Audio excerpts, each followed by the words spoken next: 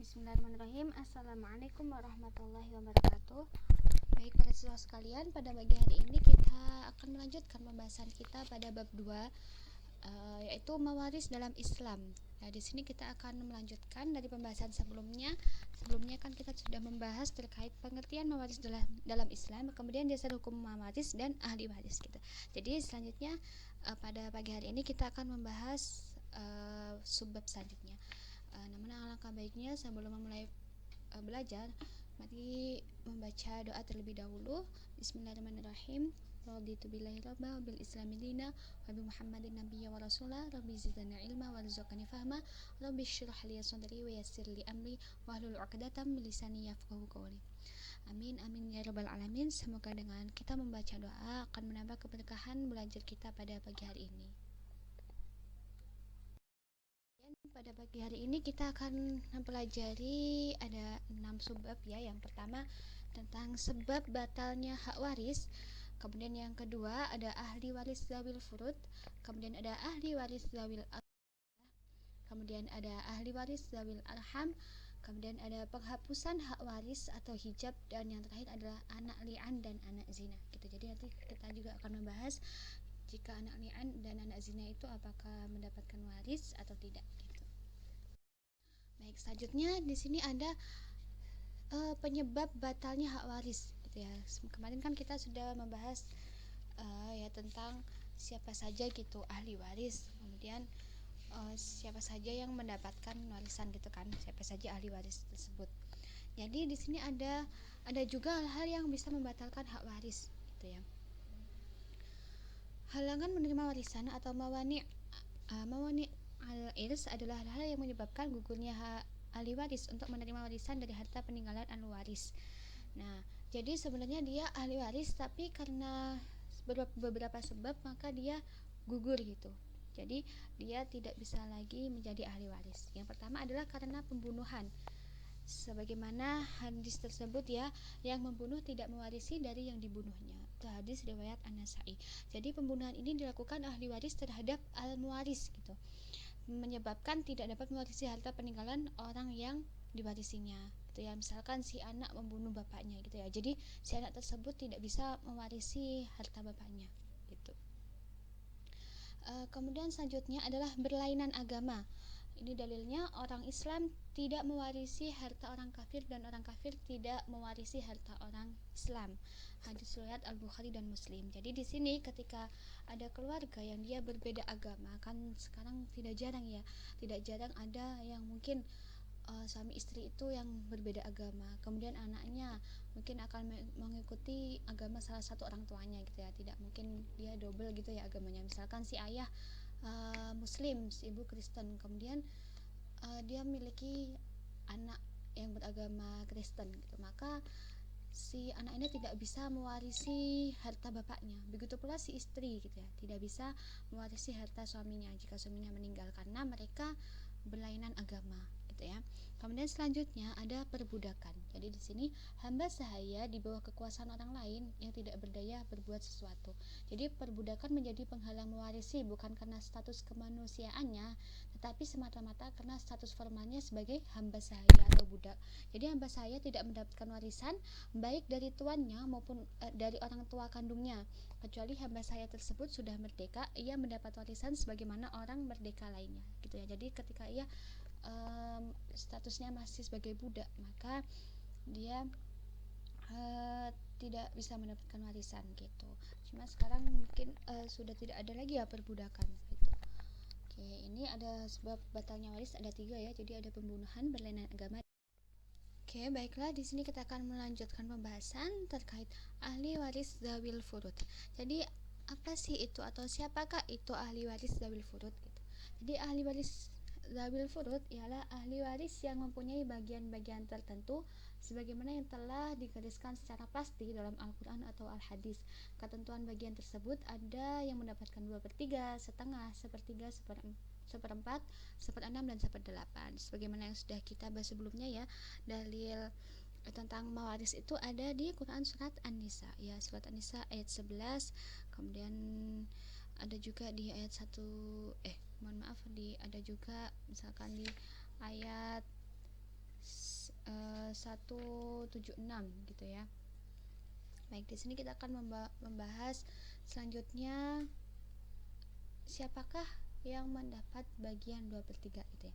Jadi di sini mendapatkan 2/3 adalah 2 orang anak perempuan atau lebih dan 2 orang saudara sekandung atau lebih atau seayah gitu ya. Jadi ketika ada seorang mempunyai 2 orang anak perempuan atau lebih dari 2, maka si anak tersebut dapat mewarisi harta ayah atau ibunya gitu. Itu dengan bagian 2/3 gitu ya. Dan 2 orang saudara sekandung atau lebih atau seayah gitu, ketika mungkin dia tidak punya anak dan sebagainya gitu ya. Apabila dia punya saudara sekandung, maka dia bagiannya 2/3 seperti itu. Siapakah mendapatkan bagian setengah gitu ya. Jadi di sini yang mendapatkan bagian setengah adalah anak perempuan tunggal. Yang pertama ya, anak perempuan tunggal. Jadi ketika ada orang tua yang memiliki anak perempuan tunggal, anak satu-satunya gitu ya, semata wayang, maka tidak semuanya harta warisannya itu didapatkan oleh anaknya gitu. Ketika mungkin si ayah meninggal atau si ibu meninggal atau keduanya gitu, bukan serta-merta kemudian si anak tersebut mendapatkan semua harta warisan orang tuanya gitu ya. Tapi secara Islam dia mendapatkan bagian setengah gitu. Kemudian yang kedua adalah saudara perempuan tunggal sekandung, atau kalau tidak mempunyai saudara perempuan sekandung maka saudara perempuan tunggal seayah gitu. Selanjutnya adalah suami. Jadi di sini suami mendapatkan setengah, namun apabila istrinya tidak mempunyai anak atau cucu, baik laki-laki atau perempuan, dari anak laki-laki gitu. Jadi ketika si istri tersebut tidak mempunyai anak atau cucu dari anak laki-lakinya gitu, maka suami itu mendapat setengah. Selanjutnya, siapa yang mendapatkan bagian sepertiga gitu. Jadi di sini ada ibu.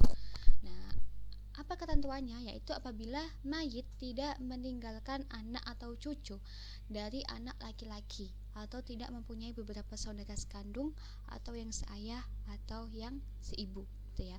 Jadi ibu itu mendapatkan setengah apabila si anak itu tidak memiliki anak gitu ya. Ibu kan berarti artinya ibu dari si mayatnya gitu ya, dari si orang yang meninggal. Jadi apabila seorang itu meninggal tidak punya anak atau tidak punya cucu dari anak laki-lakinya gitu ya, atau tidak mempunyai beberapa saudara yang sekandung atau seayah atau seibu, maka ibunya bisa mendapatkan sepertiga gitu. Kemudian selanjutnya adalah 2 orang saudara atau lebih yang seibu mendapat sepertiga jika saudara seibu lebih banyak dari 1. Selanjutnya siapa saja yang mendapatkan bagian 1/4 gitu. Jadi di sini ada suami dan istri. Suami, namun apabila istri mempunyai anak atau cucu dari anak laki-laki gitu ya. Selanjutnya adalah istri. Istri mendapatkan bagian 1/4 apabila istri baik seorang ataupun lebih dari seorang akan mendapatkan 1/4 bila mana suaminya tidak mempunyai anak cucu dari anak laki-lakinya gitu ya. Siapakah yang mendapatkan 1/6? Jadi di sini yang pertama ada ibu. Ibu akan mendapatkan bagian 1/6 apabila anaknya yang meninggal dunia tersebut mempunyai anak atau cucu dari anak laki-laki atau saudara baik laki-laki ataupun perempuan yang sekandung, seayah ataupun seibu. Gitu. Selanjutnya adalah bapak. Bapak akan mendapatkan 1/6 apabila anak yang meninggal tersebut mempunyai anak atau cucu dari anak laki-lakinya. Selanjutnya adalah nenek. Nenek akan mendapatkan 1/6 apabila ibu tidak ada.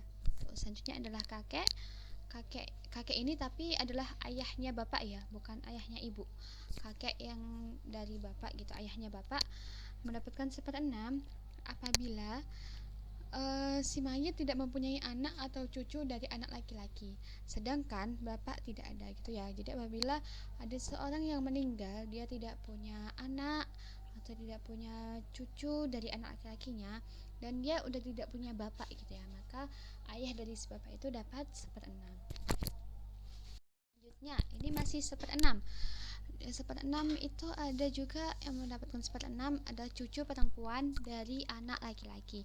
Jadi ketika seorang meninggal dunia, itu cucu perempuannya bisa dapat 1/6. Cucu perempuan tersebut baik seorang maupun lebih dari seorang dari anak laki-laki mendapatkan bagian 1/6 apabila yang meninggal mempunyai anak tunggal gitu. Kemudian adalah seorang saudara laki-laki atau perempuan yang seibu gitu ya. Ketika punya saudara laki-laki atau perempuan yang seibu, dia bisa saja mendapatkan 1/6. Kemudian adalah saudara perempuan yang seayah baik seorang atau lebih apabila si mayit mempunyai seorang saudara sekandung. Selanjutnya yang terakhir adalah istri. Yang terakhir adalah yang mendapatkan 1/8, yaitu istri. Istri mendapatkan 1/8 dengan syarat apabila suaminya yang meninggal dunia mempunyai anak laki-laki atau mempunyai cucu dari anak laki-laki. Jadi cucunya baik laki-laki maupun perempuan gitu ya. Jadi apabila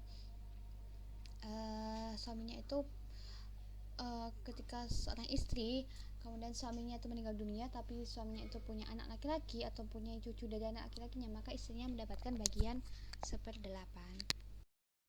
Nah itu tadi adalah ahli waris zawil furud gitu ya. Jadi tadi ada yang mendapatkan setengah, 1/3, 1/6, 1/8, kemudian 1/4 dan 2/3 gitu. Kemudian yang selanjutnya adalah ahli waris asobah. Jadi apa sih atau siapa sih ahli waris asobah itu? Jadi ahli waris asobah adalah ahli waris yang tidak ditetapkan bagian pendapatnya, tetapi ia itu akan menerima semua harta warisan itu apabila tidak ada ahli waris zawil furud. Namun apabila ada ahli waris zawil furud, maka ahli waris asobah berhak atas sisanya gitu. Jadi asobah artinya dia tuh dapat sisa gitu. Dapat sisa kalau ahli waris zawil furudnya itu masih ada gitu. Tapi kalau si orang itu meninggal kemudian ahli waris zawil furudnya tidak ada semua, maka ia berhak mendapatkan warisan gitu.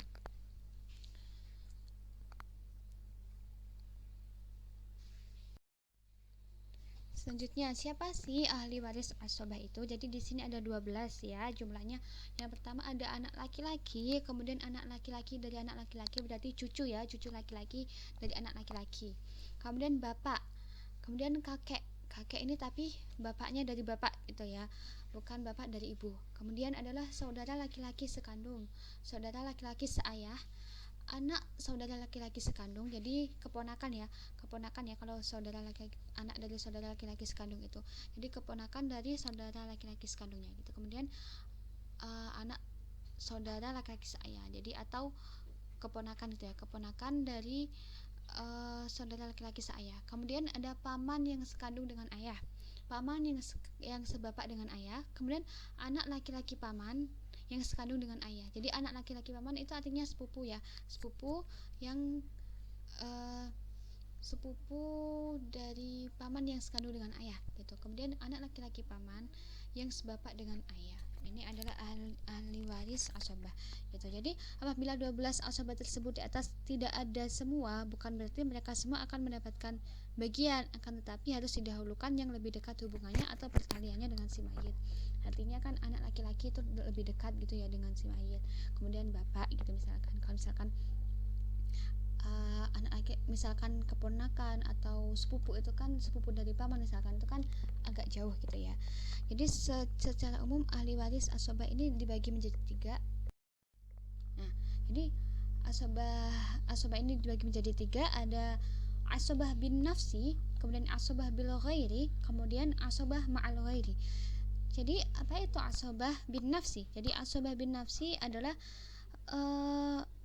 waris asobah dengan sendirinya, tidak ditarik oleh waris asobah lainnya atau tidak lantaran bersama-sama dengan waris lainnya. Jadi dia ya memang sebagai asobah gitu ya, menjadi ahli waris asobah, bukan karena dia bukan karena lainnya gitu. Kemudian asobah bil ghairi, yaitu waris asobah karena ditarik oleh asobah lainnya gitu. Misalkan anak perempuan ditarik menjadi asobah oleh anak laki-laki gitu. Misalkan saudara perempuan sekandung atau seayah ditarik menjadi waris asobah oleh saudara laki-laki sekandung atau seayah. Ditarik menjadi waris asobah oleh saudara laki-laki sekandung atau seayahnya gitu ya. Jadi intinya asobah bil ghairi itu dia ditarik oleh asobah lainnya. Selanjutnya adalah asobah ma'al ghairi, yaitu waris asobah karena bersama-sama dengan waris lainnya. Ya, jadi misalkan saudara perempuan sekandung atau seayah menjadi waris asabah karena bersama-sama dengan anak perempuan gitu. Adapun asabah ma'al ghairi terbagi menjadi dua, yaitu saudara perempuan sekandung dan saudara perempuan seayah.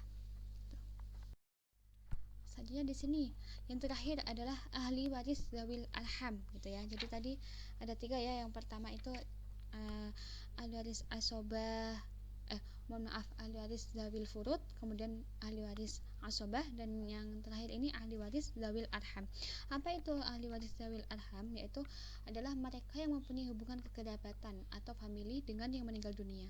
Akan tetapi mereka tidak termasuk golongan ahli waris zawil furud dan juga bukan termasuk golongan ahli waris asobah. Ahli waris zawil arham ini tidak mendapatkan warisan selama masih ada ahli waris yang termasuk dalam golongan di atas gitu ya. Jadi ahli waris zawil arham ini siapa aja gitu ya. Nah, dia ini ya ada 11 orang, nanti bisa dibaca di bukunya gitu ya. Jadi ahli waris zawil arham ini ada 11 orang. Jadi pada saat pembagian warisan, apabila ahli waris yang mendapatkan bagian tertentu atau zawil furud tidak ada, atau juga kalau harta warisan setelah dibagi masih tersisa, maka sisa tersebut dibagikan kepada rahim, yang paling dekat tali hubungannya dengan si mayit, sama ya seperti yang asobah tadi gitu. Jadi tetap didahulukan yang hubungannya lebih dekat dengan si orang yang meninggal gitu. Tapi intinya sebenarnya dari banyak tadi yang sudah saya sebutkan ya, yang sudah bisa kalian baca juga di buku, banyak sekali ahli waris itu. Intinya sebenarnya yang sudah kita pelajari kemarin ya, yang paling utama tuh silakan di review lagi.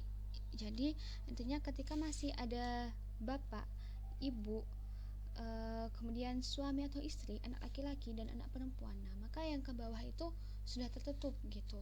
Jadi intinya yang inti itu hanya 5 gitu ya, suami atau istri, ibu, bapak, anak laki-laki dan anak perempuan gitu. Jadi kalian jangan pusing-pusing atau terlalu bingung gitu ya. Ini mungkin perlu diulang-ulang aja gitu biar ingat.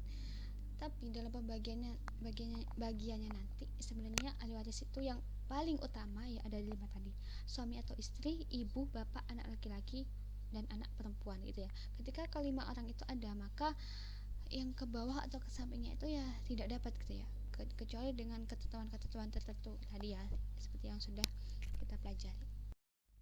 Kemudian di sini ada penghapusan hak waris atau hijab ini ya. Jadi apa maksudnya gitu ya. Jadi penghapusan hak waris atau hijab ini, jadi hijab kan berarti dinding atau penyekat atau tabir yang menghalangi seseorang untuk mendapatkan bagian warisan dikarenakan masih terdapat ahli waris yang lebih dekat tali perhubungannya dengan si mayit, seperti yang sudah kita bahas sebelumnya tadi ya. Ada asobah, ada zawil tadi sebelumnya ada zawil arham gitu ya. Nah itu dia nanti bisa nggak dapat gitu ya ketika masih ada yang ahli waris yang lebih dekat hubungannya dengan si orang yang meninggal. Yang pertama adalah hijab nuksan, yaitu dinding yang hanya mengurangi bagian yang didapatkan ahli waris disebabkan adanya ahli waris yang lain yang bersama-sama dengan dia. Contohnya, umpama bagian yang didapatkan oleh ibu mestinya sepertiga, tetapi lantaran si orang yang meninggalkan anak atau cucu atau meninggalkan beberapa saudara, maka akhirnya ibu hanya menerima bagian warisan 1/6 gitu ya. Jadi bukan ibu tuh tidak mutlak mendapatkan 1/3, tapi ibu juga bisa mendapatkan 1/6 gitu ya ketika si orang yang meninggal itu memiliki anak atau cucu gitu ya.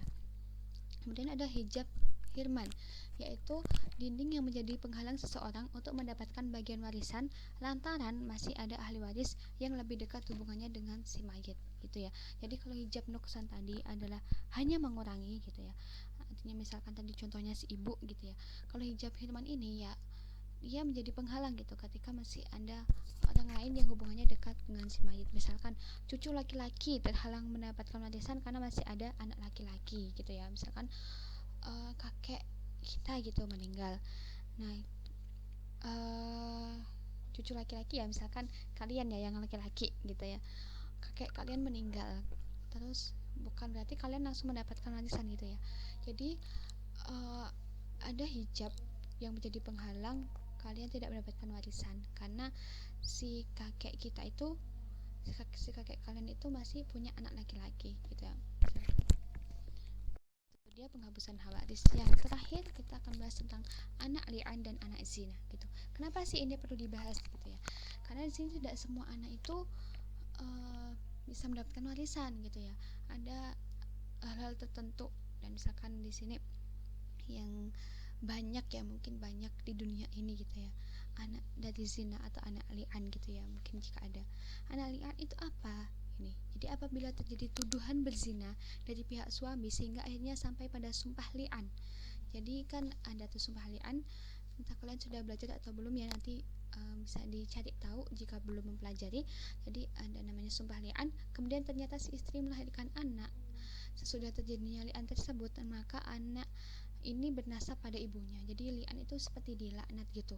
Jadi kayak suami itu melaknat istrinya gitu. Tuduhan berzina.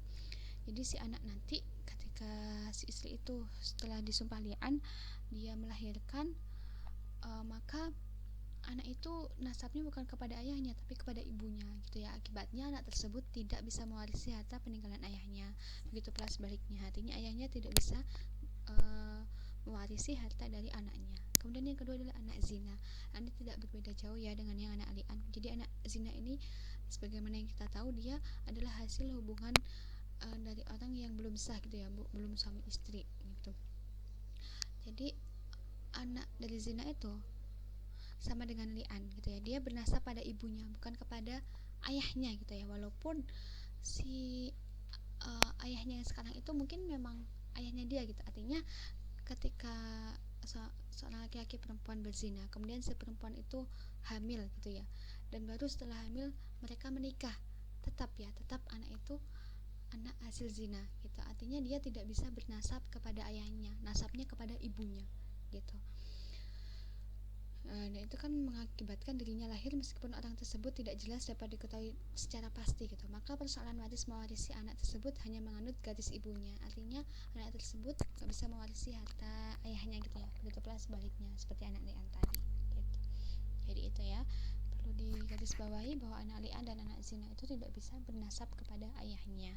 Maka dari itu tidak bisa mewarisi harta ayahnya, dan ayahnya pun tidak bisa mewarisi harta anaknya gitu ya. Nah, baik para siswa sekalian, itu tadi pembahasan kita pada pagi hari ini ya, terkait mewaris dalam Islam gitu, yang tadi sudah membahas tentang sebab batalnya waris, kemudian bagian-bagian ahli waris tersebut gitu ya. Nanti ada ahli waris zawil furud, ahli waris asobah, ahli waris zawil arham gitu ya. Kemudian ada penghalang juga, dan anak li'an dan anak zina itu seperti apa gitu pembagian warisnya. Nah, itu semoga kalian bisa memahami gitu ya. Jangan lupa dibaca bukunya, kemudian dicari juga referensi-referensi lain, dan dipraktekkan bagaimana penghitungan waris tersebut gitu ya. Semoga apa yang kita pelajari menjadi keberkahan bagi kita dan menjadi ilmu yang bermanfaat bagi kita semua gitu ya. Kurang lebihnya mohon maaf. Mari kita akhiri dengan baca alhamdulillahirabbil alamin. Wassalamualaikum warahmatullahi wabarakatuh.